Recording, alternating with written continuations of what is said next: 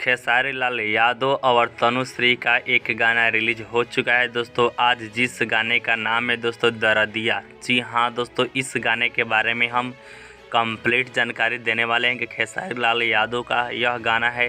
तो इनके साथ लेडी सिंगर कौन है, इसमें जो एक्ट्रेस है उनका नाम क्या है, इस गाने के लेखक कौन है, इस गाने में म्यूज़िक कौन दिए हैं और इस गाने को डायरेक्टर कौन किए हैं दोस्तों। और यह भी जानकारी दूंगा इस गाने को कौन से यूट्यूब चैनल पर आज रिलीज़ किया गया है और इस गाने को आप सभी दोस्त कैसे सुन पाएंगे, इसका भी जानकारी हम यही वीडियो में देने वाले हैं।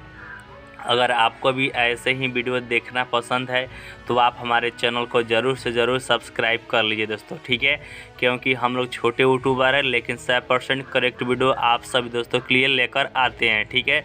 तो आइए जानते हैं खेसारी लाल यादव जी का इस गाने के बारे में कंप्लीट जानकारी, जिस गाने का नाम है दोस्तों दरदिया, ठीक है दोस्तों। तो ये रहा आप सभी दोस्तों के सामने जानकारी। तो सिंगर है खेसारी लाल यादव और जो उनके साथ एक्ट्रेस है उनका नाम है तनुश्री, जिन्हें बहुत सारे मूवी में काम करते हुए खेसारी लाल यादव के साथ देख चुके होंगे।